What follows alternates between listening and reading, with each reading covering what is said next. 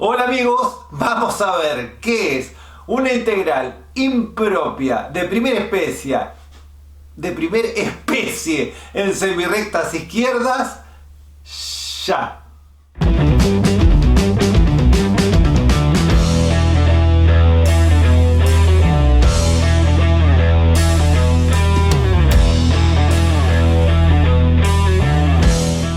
Para poder entender este video es conveniente que sepan límites, derivadas, cálculo integral.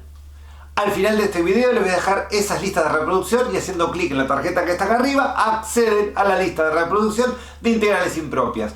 Previo a este hay otro video, es el que es integral impropia en semirrectas derechas y es aconsejable que vean ese primero para poder entender completamente este. Una integral impropia de primera especie en semirrectas izquierdas se define de la siguiente manera. Si tenemos una función continua para todo x que pertenece a un intervalo que va de menos infinito a b, incluido b, ven que está recto acá el paréntesis, eso que b está incluido. Si ocurre eso, entonces la integral de menos infinito a b, o sea que tenemos un problemita acá abajo, se obtiene calculándole el límite para x tendiendo a menos infinito de la integral que se obtiene de cambiar el infinito que está acá abajo por una nueva variable. La variable que se utiliza para poner acá la tendencia. Observen, el problema es acá porque no es un número y acá ponemos lo mismo, x tendiendo a eso, a menos infinito. Y en lugar de menos infinito ponemos x.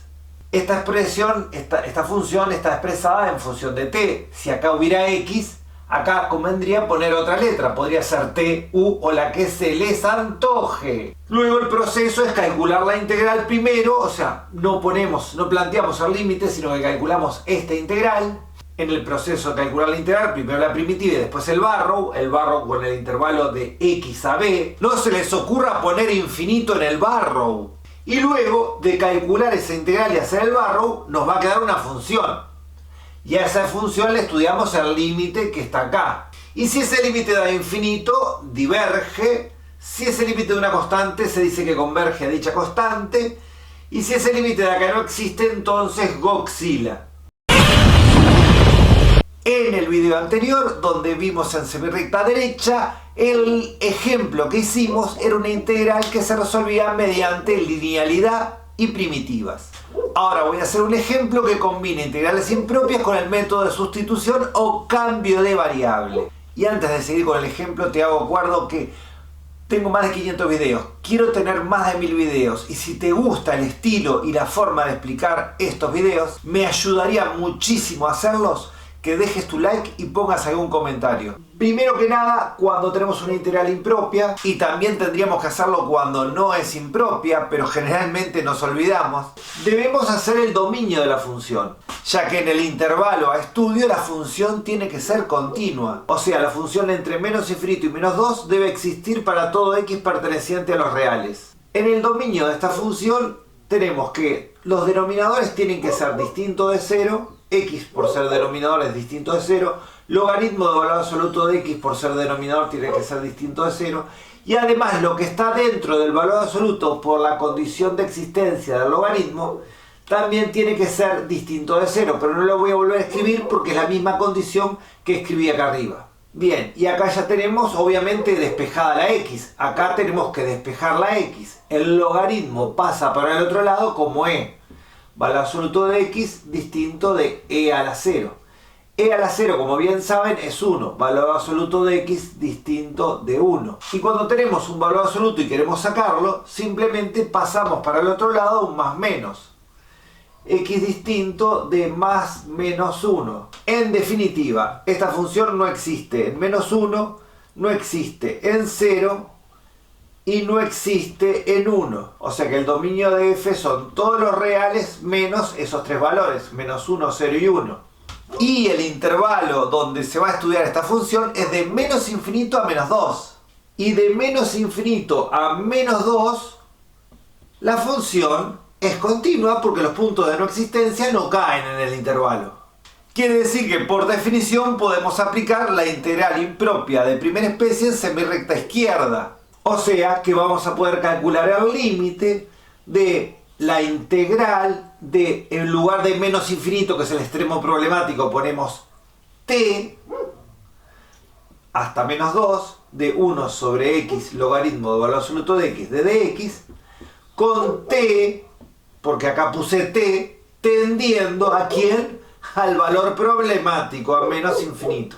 Y ahora que planteamos esto, nos olvidamos por un ratito que tenemos acá una palabra límite, calculamos esta integral y cuando tengamos el resultado, a eso le hacemos el límite.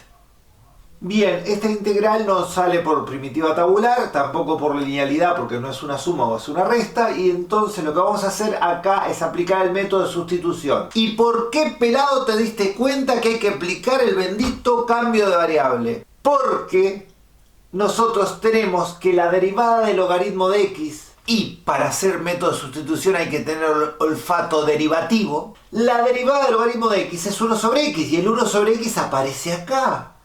Ponemos 1 sobre el logaritmo de valor absoluto de x, que es este logaritmo que está acá abajo, por, y en vez de poner esta x acá al lado, ponemos por 1 sobre x. Esto quiere decir exactamente lo mismo que esto, solamente que ahora tenemos la forma de visualizar el cambio de variable.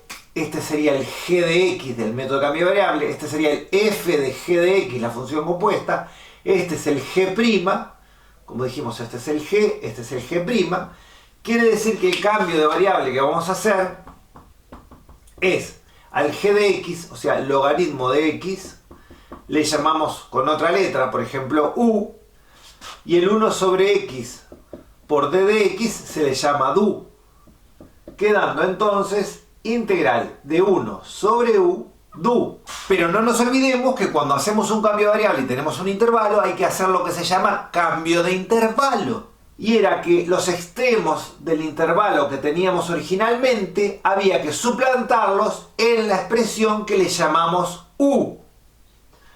Si suplanto t, queda logaritmo de valor absoluto de t, y si suplanto menos 2, queda logaritmo de valor absoluto de menos 2. Bien, y la primitiva de 1 sobre u es logaritmo de u.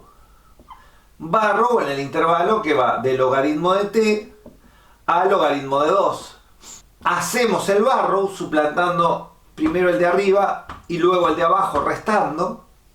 O sea, logaritmo de valor absoluto de logaritmo de 2 menos logaritmo de valor absoluto de logaritmo de t. La resta de dos logaritmos es el logaritmo de la división y queda logaritmo de valor absoluto de logaritmo de 2 sobre logaritmo de valor absoluto de t. Y esta porquería es el resultado de la integral. Entonces a esto ahora le voy a hacer el límite para t tendiendo a menos infinito. Valor absoluto de menos infinito tiende a más infinito. Logaritmo de más infinito tiende a más infinito. Les recuerdo que tengo un video que explica todo esto de cómo se hace un límite logarítmico. Logaritmo de 2, que es un número dividido a infinito, tiende a 0.